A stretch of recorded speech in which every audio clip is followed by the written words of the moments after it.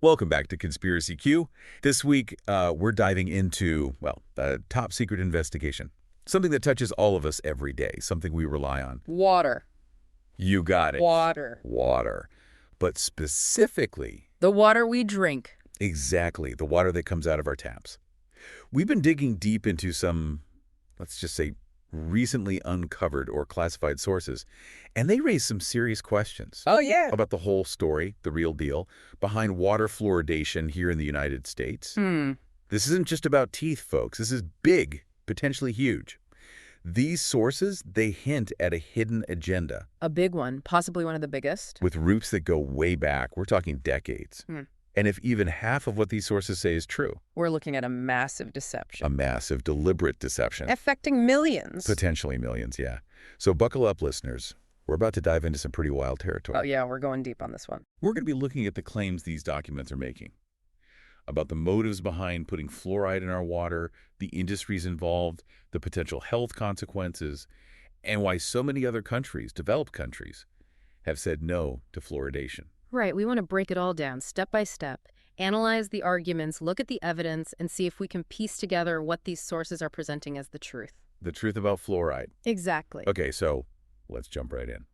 These recently uncovered or classified sources, they call the first part, the first big piece of this, the alleged deception. And it all starts back in 1945. Right, when fluoride was first introduced into public water systems. Right. And the big question, the question these sources raise is, was preventing tooth decay really the only reason? Or was there something else going on? It's interesting because, when you look back at it, there wasn't really a huge public debate or a referendum or anything like that before they started doing this. I mean, this is a big, huge public health intervention. Yeah, adding a chemical to the water everyone drinks, you think there'd be more discussion, more debate, more pushback maybe? Exactly. And that's what these sources highlight. Like, why the lack of a public conversation? Why wasn't there more transparency? Yeah, good question. And another thing these documents point out is the involvement of some pretty specific industries right from the start. Like the aluminum industry. Right, aluminum. Yeah. And phosphate fertilizer manufacturers. Interesting connection there. Right. These sources claim it wasn't just health organizations pushing for fluoride. Right. So it wasn't just like dentists saying, hey, this is good for your teeth. It was like, well, maybe there were other interests at play. Possibly. And some of the early research that said fluoride was safe and effective, well, the claim is that research was funded by those same industries. Yeah, or had close ties to them. So could that have influenced the results? Could there have been a bias there? That's what these sources are suggesting. We're talking about the very foundation of the science behind fluoridation. Okay, so we've got potential hidden motives, powerful industries involved, and then things take a really dark turn. Yeah, this is where it gets a little creepy. Yeah. The sources call this part the Nazi connection. Docility. Yeah. What these recently uncovered or classified sources claim is there are declassified documents from after World War II that reveal something disturbing. That Nazi scientists were experimenting with fluoride. With fluoride in concentration camps. But not for dental health. No, not at all. The claim is they were using fluoride to try and this is hard to even say. Let's try and control the prisoners. Yeah, to try to make them docile and submissive, less likely to resist. It's a truly chilling idea. It is. And then these sources go on to talk about something called Operation Paperclip. Right, which was the U.S. program that brought German scientists and engineers to America after the war. And the implication here is some of these scientists had expertise in, well, let's just say, things like mind control, population control. They were looking at ways to use chemicals, potentially in the water supply. So the question these sources raise is, did any of those ideas, those techniques, those objectives from the Nazi regime, did any of that find its way into U.S. policy after the war? It's a scary thought. It is. And then it gets even more complicated because then we have to talk about the actual fluoride they're putting in our water. Right, the specific type of fluoride. These sources call this the industrial byproduct. And what they say is the fluoride we're drinking, it's not some pure pharmaceutical-grade chemical. No, it's often something called hydrofluorosilicic acid. Say that 3 times fast. Try it. Oh, you're going to try. But the point is, this stuff is a byproduct. A waste product. From making aluminum and phosphate fertilizers. So it's not like they're setting out to make fluoride for our teeth. It's like, oh, we have all this toxic waste. What do we do with it? And these sources, They claim that this stuff was originally considered too hazardous to just dump. Right, too dangerous. So they had to find a way to get rid of it, and they did. By putting it in our water. That's the claim. And these sources, they even include what they say are leaked internal memos from ALCOA. That's a big aluminum company. Huge. And these memos, they allegedly show company executives celebrating fluoridation. Not because it's good for people's teeth. But because it's a cheap and easy way for them to get rid of their toxic waste. At taxpayer expense. If these memos are real, it paints a pretty dark picture. It does. Yeah. And then there's the whole issue of scientists and researchers who dared to question the official narrative about fluoride. These sources call them silenced voices. And they highlight the case of Dr. Phyllis Malenicz. She was a toxicologist who did studies showing a link between fluoride and brain damage in animals. Brain damage. And lower IQ scores. Wow. And guess what happened after she published her findings? She was fired. Her funding was cut off. Shut down. Just like that. So the question is, was she silenced because her research was a threat to powerful interests? That's what these sources are suggesting. And then there's the story of Dr. John Yamuyanis, who argued that fluoride could cause cancer. Right. And he died very suddenly under mysterious circumstances, shortly after a heated debate with CDC officials about fluoridation.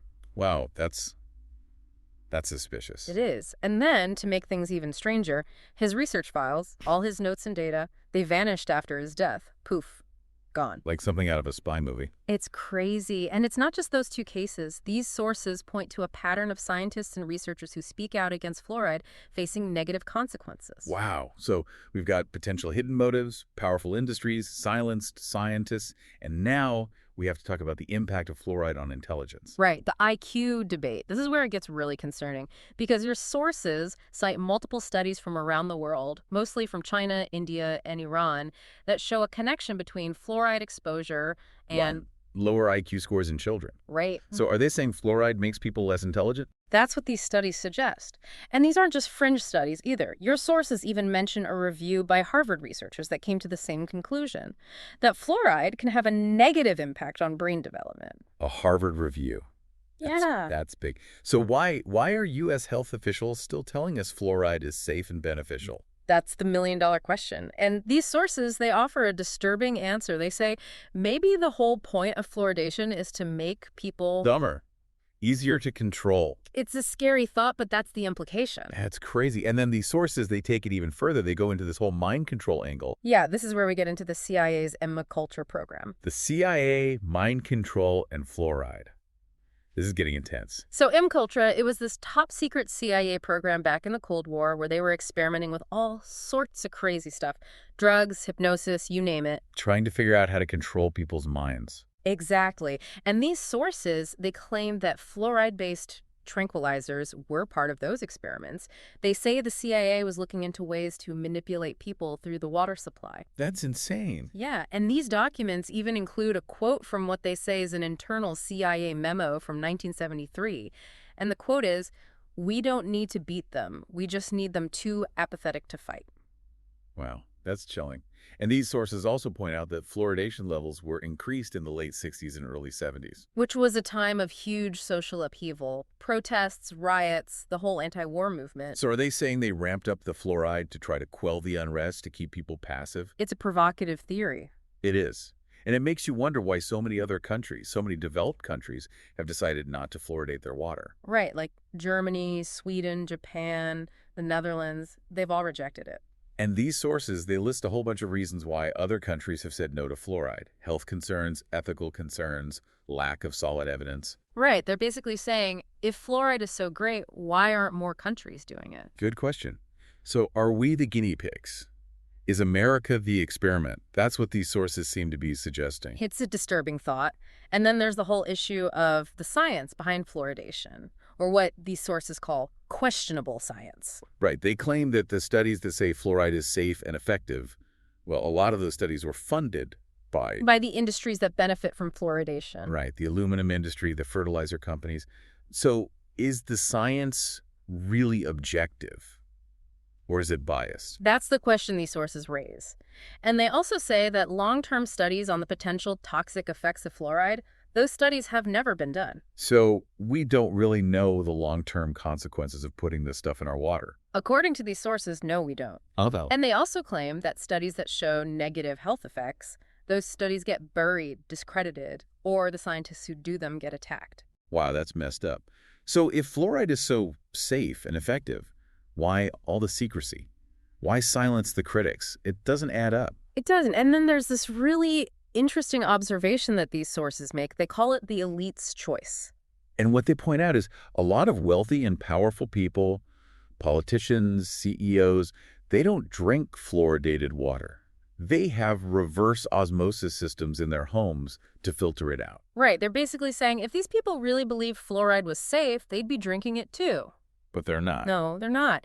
And these sources even mention that the cafeterias in Congress on Capitol Hill, they serve bottled water that's fluoride-free. Wow. So the people who are making the decisions about whether or not to fluoridate our water, they're not even drinking it themselves. Apparently not. That says a lot.